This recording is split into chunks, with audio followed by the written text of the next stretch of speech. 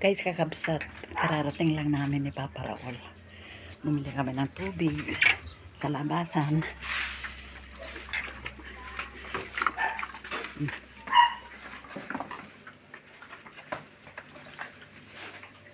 Bumili pa kami ng bagong jug. Bali 3.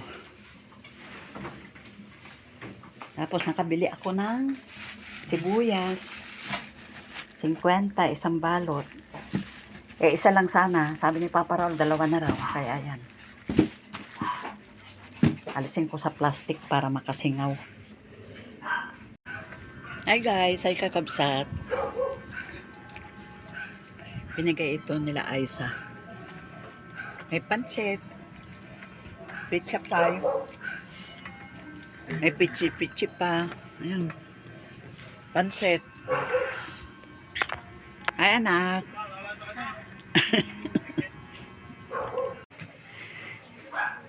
Dapat kakain kami sa Aglimat. Kaya lang sarado. Tapos may bago doon na shop. May bagong store ng milk tea. Kapihan. Kapihan. Maria ba yun? Kapihan. Yan ang pangalan.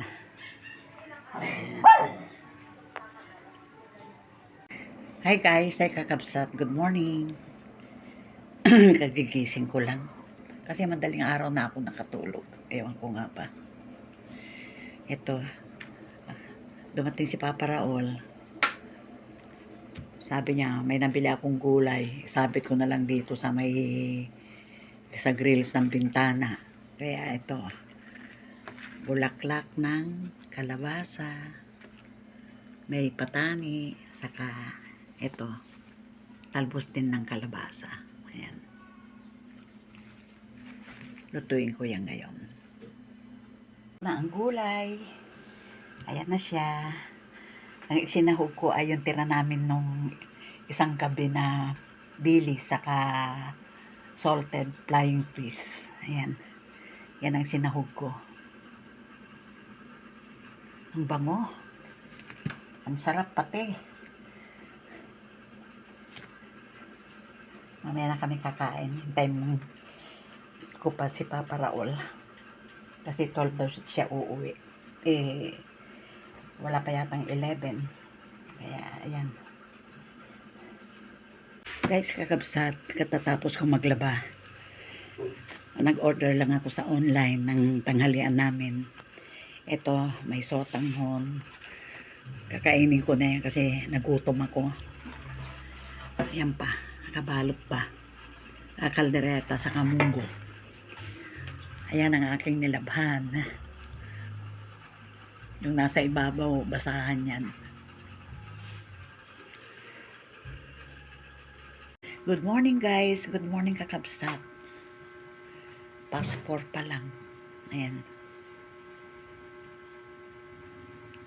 Gising na rin si Papa Raul. Ako siguro ang tulog ko, wala pang 1 oras. Ayan. Mag-coffee tayo. Fried egg, saka pandesal. Ano? Maghihintay kayo ng pandesal? Ha? Ha? Gusto nyo? Kakabsat, nakaluto na ako ng tanghalian namin. At ito, gulay. Bumili kami ng bulaklak uli ng kalabasa, may patani, may saluyot. May saluyot ngayon. Saka salted flying fish ang sahog. At ito naman ay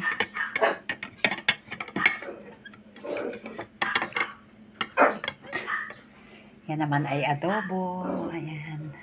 Yan ang aming tanghalian ngayon. Guys, kakabsat. Magdadapit hapon na. Palubog na yung araw. Ayan. Nag-ayos ako ng mga halaman dito sa taas. Ayan. Kumuha ko ng ibang halaman sa baba. Kasi mga ibang halaman, hindi na maganda ang tubo. Kaya tinanggal ko na. Pinagpuputol ko na. Yan. Ito ay nakit ko yan. Ito. Saka yan. kasi patas lang ng patas, wala naman dahon.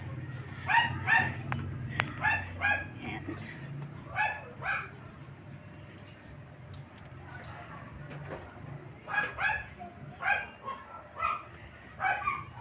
Sabi nila pampasarap tulog daw itong kwan na to, snake plant. Ewan ko lang kung totoo ito. Kung totoo yung mga sinasabi.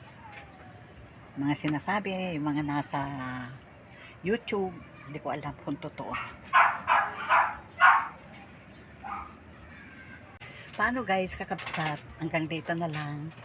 Thanks for watching. Ingat-ingat kayo. Shout out sa lahat ng aking mga subscriber. Ingat-ingat kayo. Love you all. God bless. Bye.